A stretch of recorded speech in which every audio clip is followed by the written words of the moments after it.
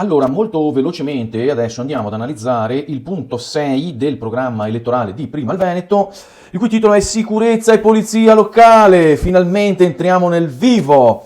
Allora, la sicurezza quotidiana, dalla laguna alla terraferma, non si risolve a colpi di slogan, ma con organizzazione, presenza capillare e collaborazione tra forze dell'ordine e comunità locali. Del Zotto propone una riorganizzazione profonda della nostra polizia locale, praticamente quei che sei i nostri ex vigili, per renderla più vicina ai cittadini e più efficace nei luoghi dove i problemi sono più evidenti, come ad esempio stazioni, ponti, fermate e quartieri periferici. Allora, vediamo come sono i piani di Prima il Veneto per la riorganizzazione del corpo di polizia locale. Allora, noi faremo un piano pluriennale di assunzioni e di riorganizzazione dei turni per garantire presidi stabili nei quartieri e nei punti più sensibili del centro storico e della terraferma. Faremo una revisione della flotta dei mezzi, con nuovi natanti chiusi per i servizi in laguna nei mesi invernali e veicoli adeguati per Mestre e Marghera. Faremo una formazione specifica su sicurezza urbana, contrasto ai borseggiatori, violenza di strada e tutela delle persone fragili.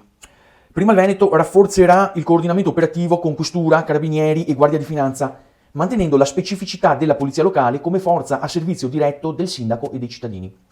Prima il Veneto contrasterà i borseggiatori, il traffico di droga e il degrado in genere. Faremo piani mirati di controllo nelle aree più colpite, cioè in centro storico, per esempio Rialto, San Marco, Piazzale Roma e stazioni ferroviarie, con pattuglie a piedi, in borghese e supporto di sistemi di videosorveglianza.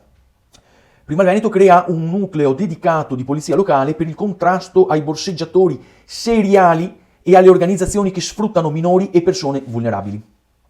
Creeremo una presenza coordinata nei parchi urbani e nelle aree scolastiche di Mestre e Marghera per prevenire lo spaccio e la microcriminalità. Prima il Veneto creerà sportelli di ascolto nelle municipalità e canali digitali semplici per segnalare situazioni di degrado con tempi certi di risposta. Il punto 6 si conclude qui, continuate a seguirci per i rimanenti punti del programma. Io come sempre vi saluto, ciao a tutti dal vostro prof Francesco Vianello.